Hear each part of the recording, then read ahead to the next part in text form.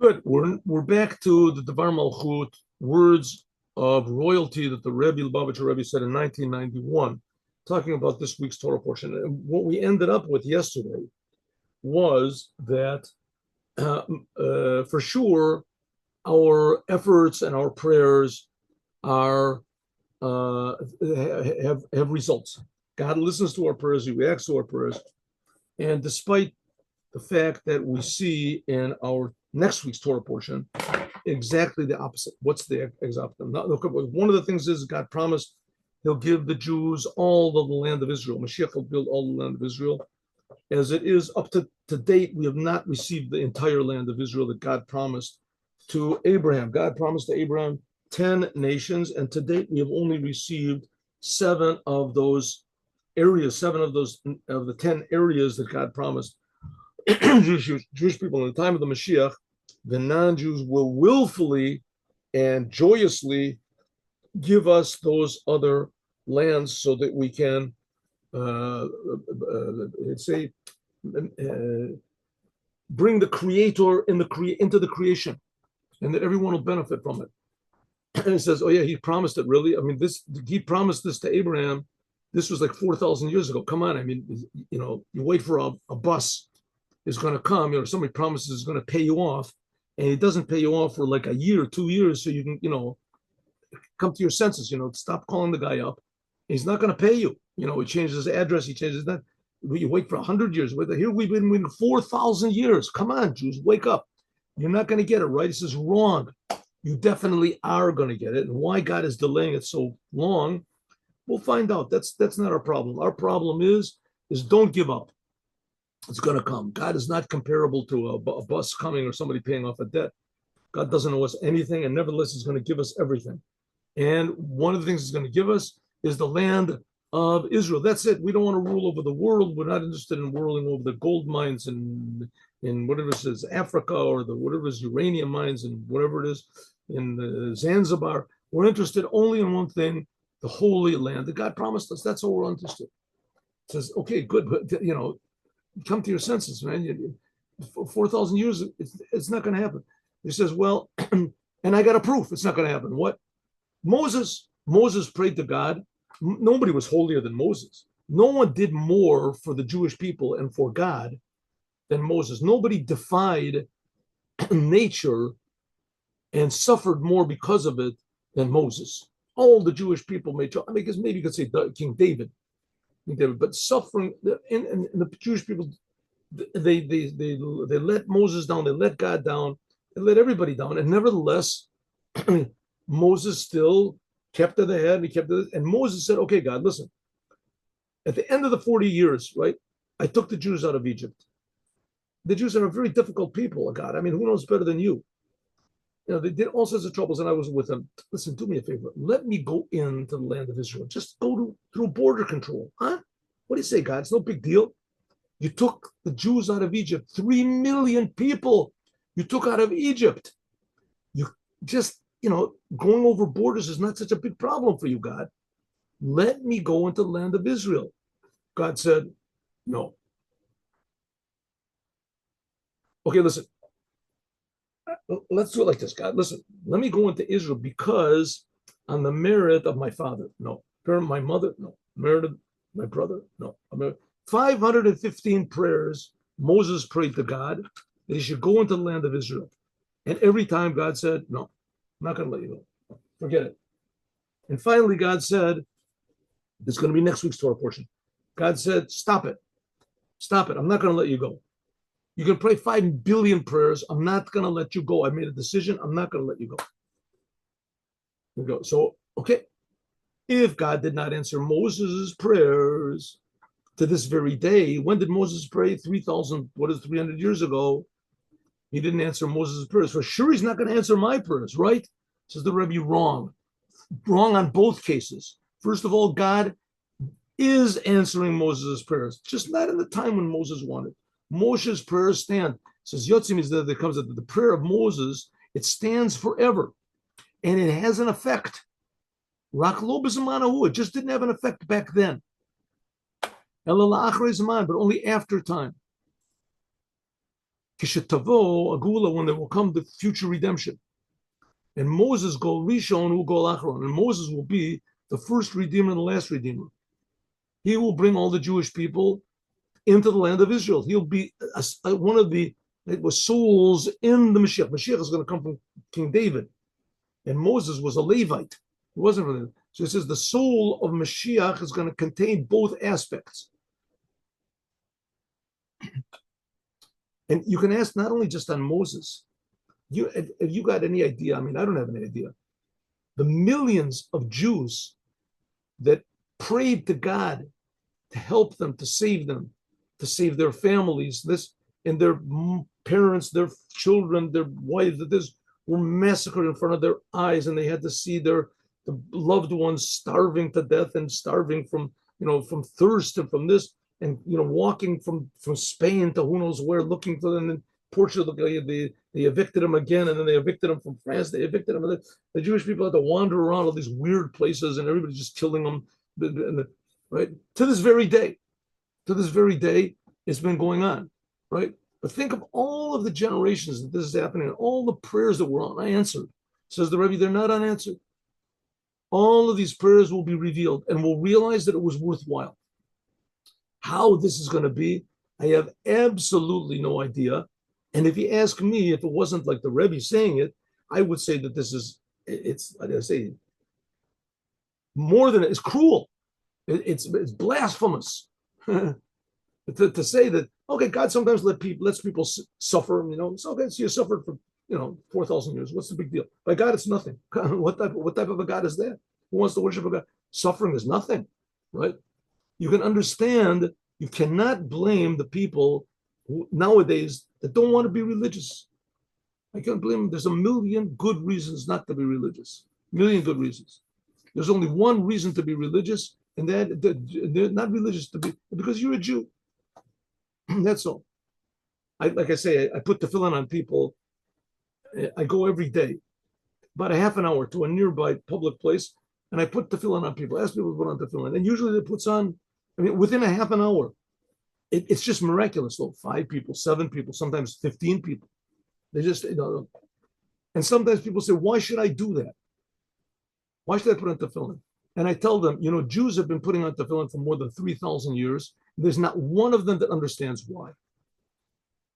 Not one of them understands why. God told us, you understand what God is. God really cares you put on a couple boxes on your arm. Come on, be normal. But Jews are not normal. Jews are not normal. It makes no sense. And of course, there are Jews that they put on tefillin because, you want to be part of the congregation. You want to do what everybody else does. It's our heritage. Those are secondary reasons. Those are external reasons. Even those people that they put on tefillin only because everybody else does, et cetera, et cetera. And it could be that if someone would come up to them and say, don't put on tefillin. If you put on tefillin, I'm going to put a bullet through your head.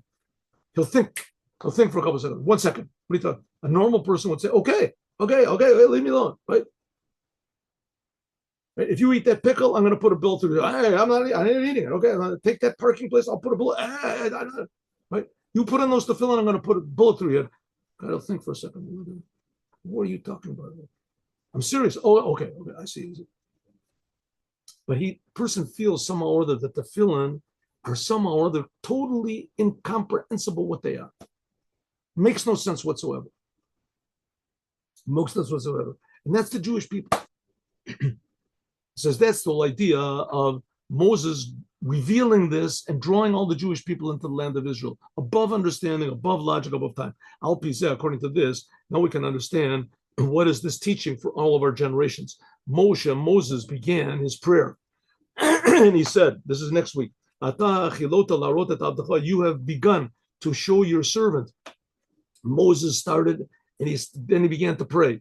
Please, God, let me into the land of Israel. Kolomer, even though God made a decree that Moses will not come into the land of Israel, nevertheless, Omer lo, Moshe said to God, from you I learned. Shamarta li, you said to me, va'ata hanichali, you said, leave me alone. Right? When God wanted to destroy the Jewish people after the golden calf. So he said, I'm going to destroy all the Jews. I'll make you into a great nation. Hanichali, leave me alone. God said to Moses. let me do it, right? Don't interfere. He said to Moses, don't interfere and I'll destroy the Jewish people. God forbid. That's what God said. Henichali, leave me alone. Moshe said to God, oh, really, it depended on me? Biki tofes, look, I grabbed onto you, God. I stopped you. Ela liftoach petach, but God wanted to encourage Moses. He opened up a door. Haya, talui litpalel aleim.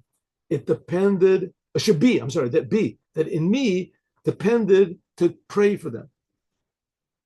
God was telling me when the Jewish people sent for the golden calf that if I pray, God will answer my prayers. God said to me, leave me alone and I will wipe them out.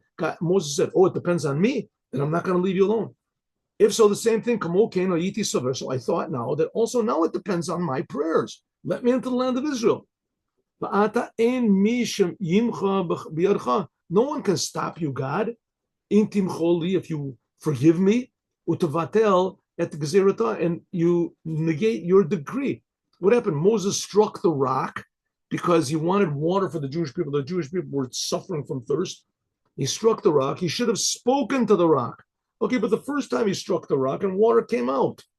And now he was supposed to speak. Okay, Moses said, you're right, I was supposed to speak. It was a bad thing. I agree, but let me into the land of Israel. Come on. You forgave the Jewish people, all of them, 3 million for worshiping a golden calf. That's severe. That's really bad. And me, you're not going to forgive me just because I hit the rock. I'm only one person, and I deserve to go in the land of Israel. God said, no, not going to let you in. And you know what, Moses, leave me alone. Stop praying. But you encouraged me to pray. When I prayed for you, you saved you relented on your anger on Jewish people. So come on, do the same thing for me. God said, no way. If so, what does it mean? Shekain, because it's talking about going into the land of Israel and bringing the total redemption to the Jewish people, which that would have happened if Moses would have gone in. Hine Hagam, even though she Adal Gazer, even though Moses knew about the decree, Moses did everything he could to get in. He palel, he prayed. The Od Pamit Palel, and another time he prayed. The Od Pamit Palel, and another time he prayed. Ad Shit Palel, Tov Kuf Tesvav, 515 prayers.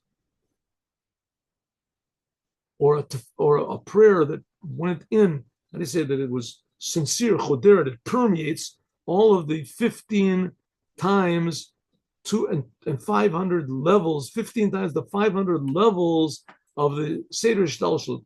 There's another, it says there's 500 levels between each world.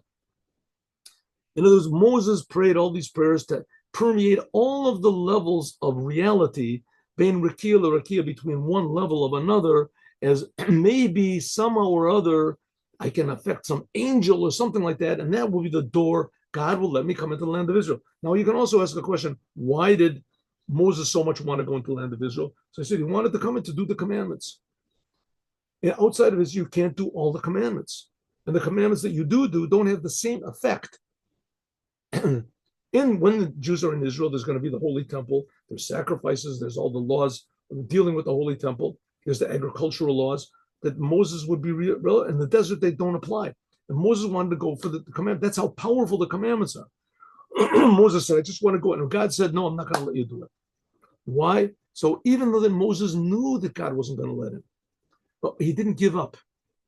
515 prayers he prayed again and again and again and again and again, and he would have kept going if God wouldn't have stopped him. Even more, even though after God said, "Al tosef davar alai od b'davar zeh," God said, "Don't continue asking. Don't continue on this topic anymore. Don't ask me anymore about this." Harisafik Gadol was a big doubt. Ha'im gam lazet sayed Moshe. Moshe, listen to that. Why?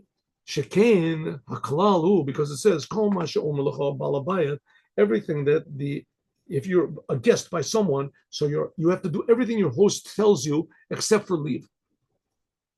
Except for leave.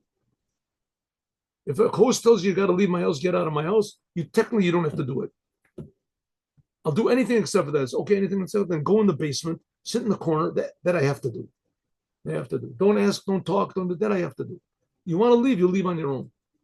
Here we have Moses, and God was saying, okay, the Jewish people are going to go into the land of Israel, and you not. He says, 1 second, why me not? You're telling me to leave Israel, not to come in. Everything that the host says, God, you're the host. Everything that I have to do except for go out. To go out of Israel, I don't have to do. So it says the Rebbe, it could be that even after the 515 official prayers that he did, Moses really did not stop.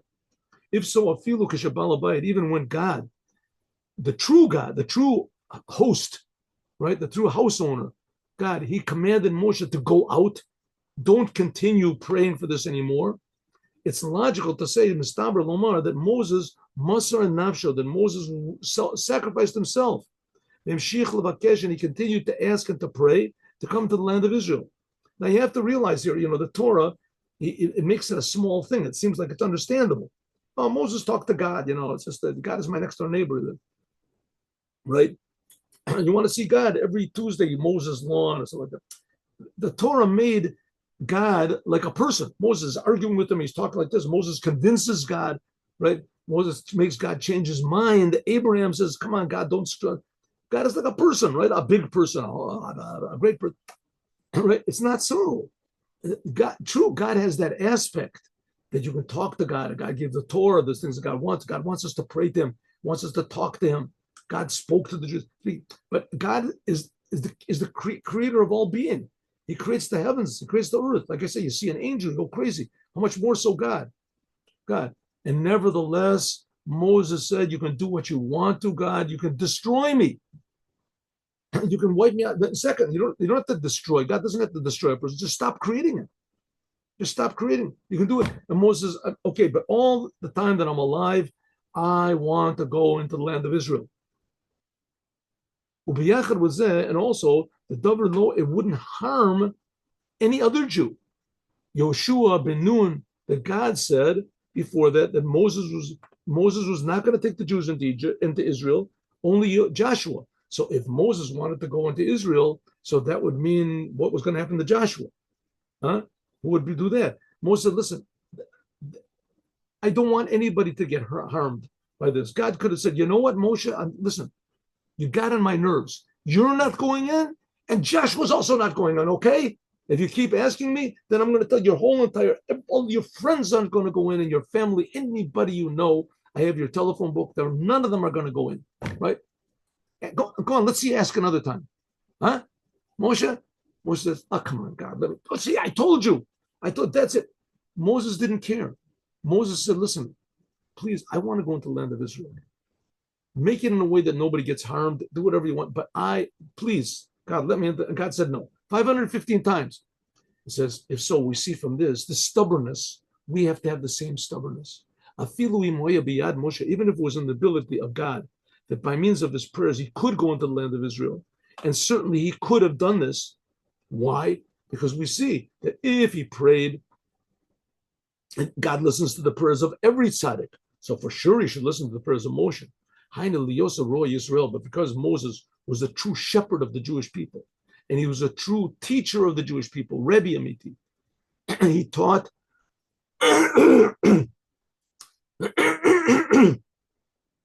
he taught the Jewish people Torah, and he taught the Jewish people Judaism. He taught the Jewish people how to have love for one another, etc. He taught the Jewish people as Eini Yotzei Mi'Galut V'Shero Behashiro Sham et Talmidav. He couldn't leave his pupils behind. Who were the pupils? The Jews that died in the desert, the Jews that died in Egypt. He couldn't leave them. If so, what was Moses praying for? He wasn't just praying that he should come into the land of Israel. It says there's a law that a pupil that gets sent into exile, his teacher goes with him. But Moses wanted to come into the land of Israel. He wanted to bring everyone into Israel. Sheshlem was the Gula Shalo, that if Moses, he was redeemed, he went into Israel, this would express Sheyachid, he told that together with him, all of his pupils, namely all of the Jewish people that were in Egypt and all the Jewish people that died in the desert, much more so. On the other side, the Rav Shagala Megalim Yeshivato says that if a rabbi accidentally killed someone and he was sentenced to exile, it was called the cities of refuge, as his whole yeshiva went with him. Went with him. So wherever the teacher went, that's where he went. If so, Moses wanted to come into the land of Israel and bring everyone with him. That would have been the future redemption. The Mela, therefore, so it would have been understood that the prayer of Moses to come into the land of Israel, it includes kolel tocho, that all of the Jewish people in his generation, all of this called the Daradea, a generation that saw God, and also the generation of the desert, right? Yikansu Ito will come to him into the land of Israel in the total redemption. So that's what Moses was praying the 515 prayers for, not just for himself personally, that all of the Jews should all come, and that's what's going to Moshiach is going to do. And from this, we can also learn for our generation. And regarding to, especially the Moshe called Dor V'Dor, an essential feature of Judaism is Moses. There has to be Moses. There has to be Moses in every generation. It's like you buy a car, right? You buy a car. An essential feature of every car is a steering wheel. You got to have a steering wheel. Some sort of a steering device you have to have. Maybe it's a lever, it's a stick or something. You have to have a steering wheel. You can't have a car without a steering wheel. Doesn't make any sense. You can have a beautiful car, a fast car, expensive car, right? Amazing car. You have all sorts of amazing features that the lights go on and things that the radios and no steering wheel. It's not a car. The same thing the Jewish people. The Jewish people have to have a steering wheel. They have to have a leader. There has to be a representative, a Moses in every generation that cares about all the Jews, and he tries at least to wake up all the Jews, lead all the Jews. Even in our generation, who is the leader of our generation, says the Rebbe? The previous Lubavitcher Rebbe, Kavod Kedushas Morichami Avmor. Of course, the Rebbe was really speaking about himself, because the Rebbe said he just filled the place of the previous Rebbe. So filling the place means he's also the leader, which is pretty obvious. He's the leader, Jewish people. Al-Derech says similarly regarding to Moses, there's a Moses inside of every Jew. What's Moses? What's the thing of Moses? Who was Moses? How did Moses lead the Jewish people? Well, he was like an amazing speaker. The Jewish people hated him. They hated Moses. Korach stood up, right? We learned just a few weeks ago. Korach stood up and said, let's go against Moses. Everybody said, oh, that's a good idea, right? All the Jewish people, they all opposed Moses. The Jewish people complained all the time. They wanted to go back to Israel all the time. But what did Moses do that aroused the Jewish people? What did he appeal to? He said he appealed to their Judaism. He appealed to the essence of the Jewish soul. Essence of the identity, the true identity of a Jew is you are a Jew. What's a Jew? That's the details. That's the details. You want to express your Judaism in the details. It's not by what type of a car you buy or what type of jokes you tell or what type of food you eat.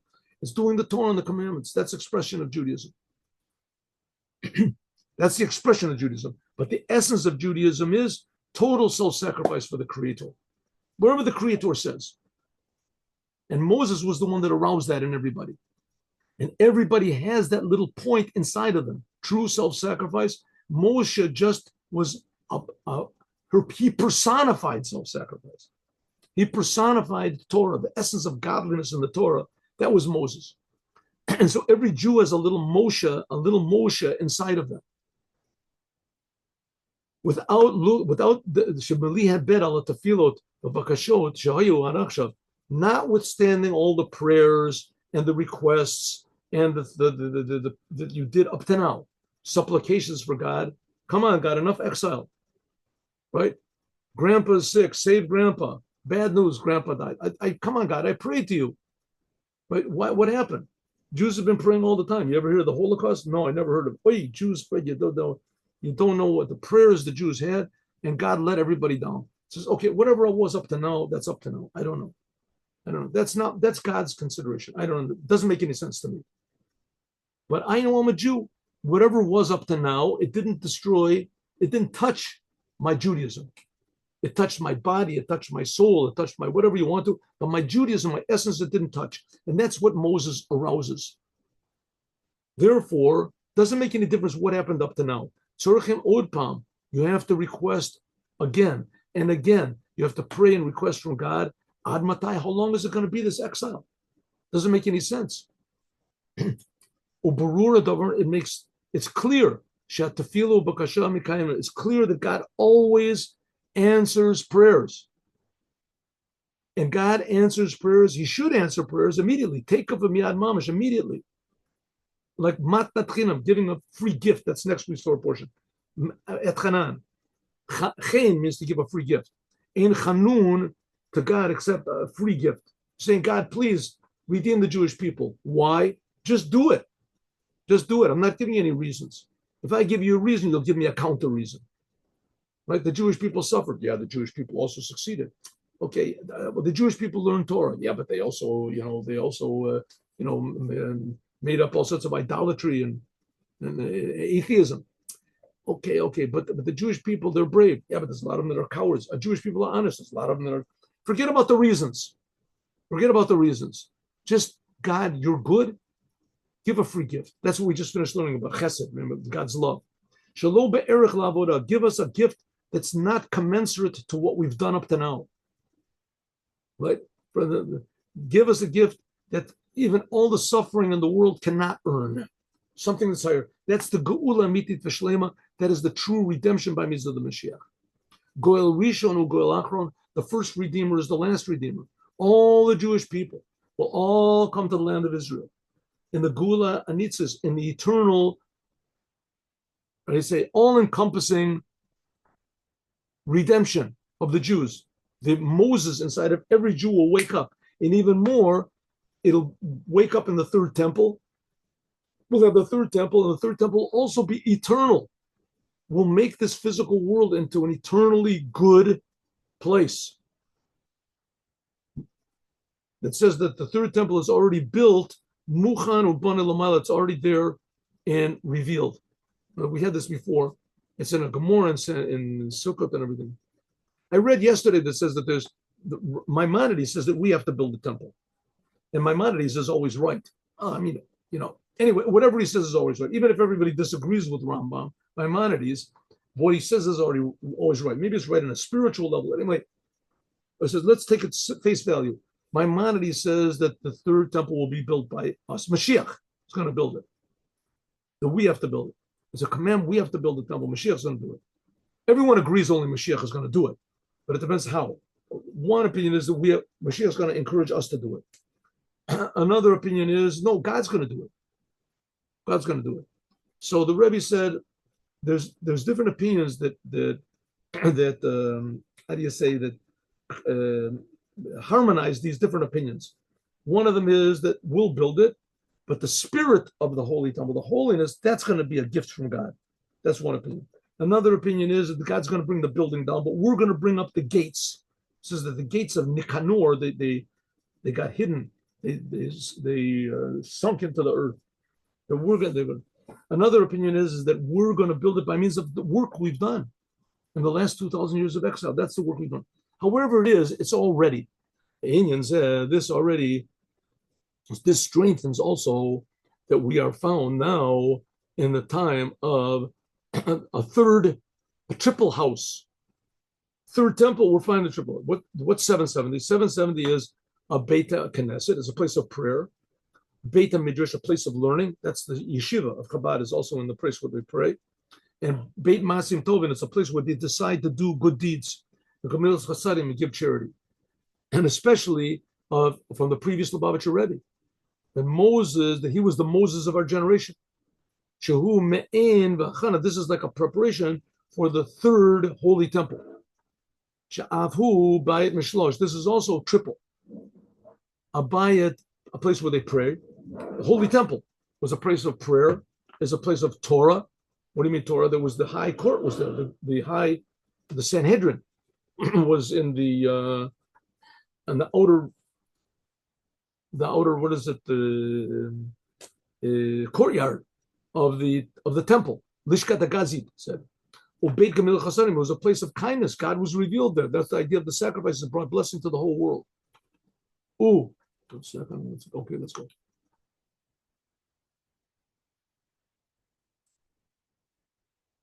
Beit Meshulash Gufa, and in 770 itself, where there's these three things: prayer, Torah, and good deeds. We also find we are in right now, says the Rebbe, he's speaking in this Farbrengen that he made. We are now in a Farbrengen together with many tens of Jewish people, 1,000 or 2,000, 3,000. Like it says, Barov Adram Hadras Melech, the more people, the more the glory to the king. I share that. Nosav Lakach, in addition to the fact that every single Jew is a Balabayit, one second, let me just close this. Okay, no problem. Is a Balabayit. I'll call him and see it. Every Jew is like a boss over the whole world. We're all princes, we're the sons of God. How much more so on his individual life? Adam ki yakriv mikam korban l'Hashem, that a person, the sacrifices we made are from ourselves.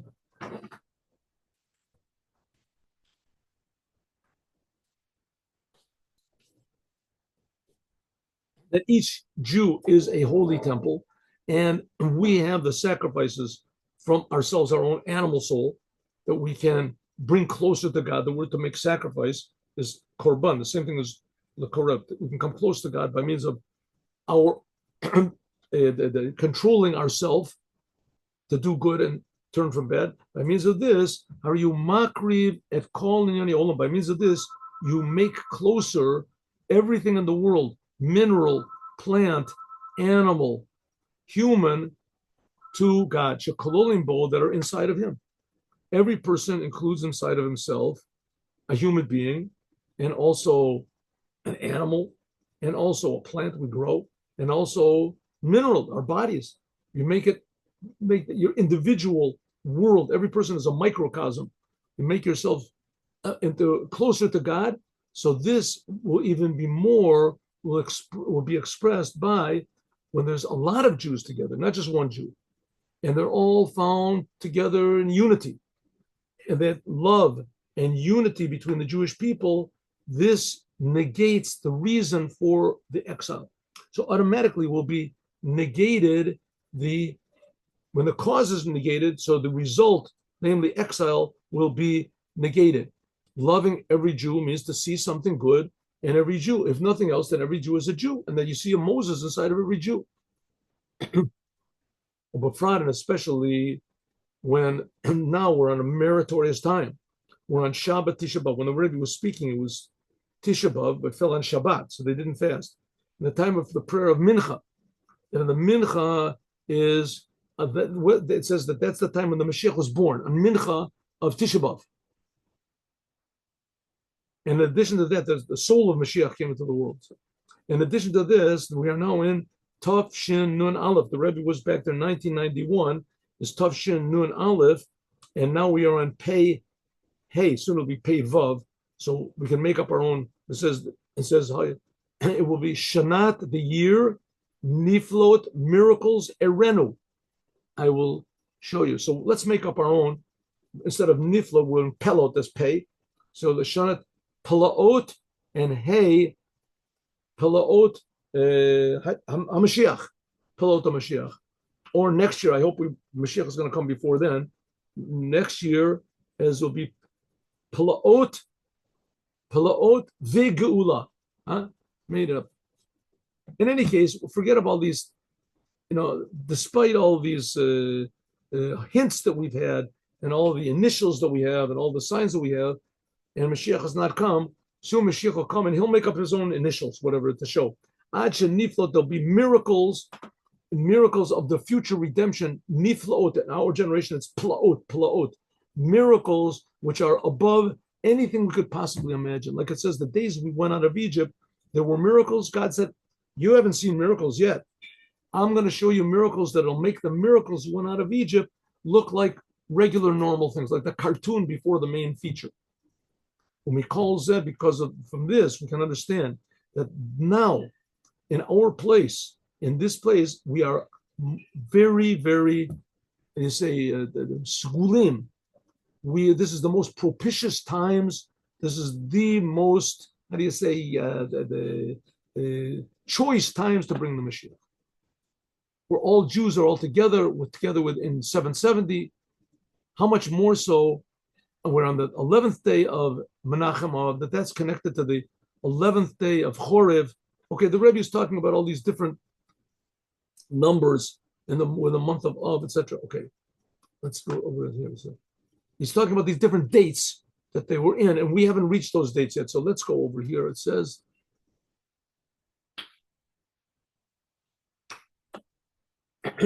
how much more so we are now in the month of Av, that is attached to the future redemption. Like we said before, Moshiach is built in the month of Av, was born in the month of Av, and aim with the revelation of the new Torah that God is going to give. Just like the world is going to be brand new.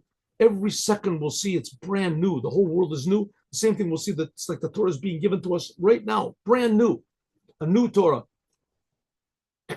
a revelation of what's called the 11th day of Chorev. Echad Asar Yom Michorev. That's the 11th level of the new Torah that's going to come. It's going to come directly from God. That's the essence of the Torah, the essence of godliness, which is in the Torah. How much more so? We'll talk about this number 11th. We're going to talk about that more tomorrow. What it means, the 11th day from Chorev. Chorev is Mount Sinai.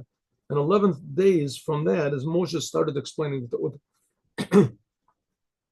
how much more so that there is the redemption in the month of Av, the 9th day of Av, the 10th day of Av, the Rebbe explained the 11th day of Av, how much more so it'll be, it'll come next week. Next week, Tisha B'Av is the first day of the week. How much more so on the second day of the week? And the third day of the week. The second day of the week, it says that God made the evening and the morning. Vayihi Erev Vayi Boker. The second time God said it. The third day of the week, next week, Tuesday, that's when God created the world, and he said, Ki Tov, he said it twice, double power. The Torah was given also double. When God gave the second tablets on Yom Kippur, it says they were given double power. Shekefel Kashurim Gula, that the number doubles are connected to the future redemption. Like it says, the end letters of the Torah. I think we're going to explain this all to you tomorrow. If so, Mashiach for sure is going to come next week on Sunday. Sunday is Tisha B'Av. And the day after that is the Yom Sheni, when God mentioned again by Erev Vayiboker. Yom Shlishi, when it was a double good, God said Ki Tov. The Yom Revi, Wednesday, that is the partner with the first day. When it says that was the first day, that's Tisha B'Av this year, when Mashiach is going to. The fifth day, that's the partner of the Shabbos, the second day of the week. And Yom Shishi, that's the partner of the double tov, good, double good. In any case, all of these days are increasing more and more good. Alachas kama kama, how much more so this Friday, tomorrow, by the Rebbe, it was the 15th day of Av. Next week, it's going to be the 15th day of Av, is going to be, I think, on Thursday.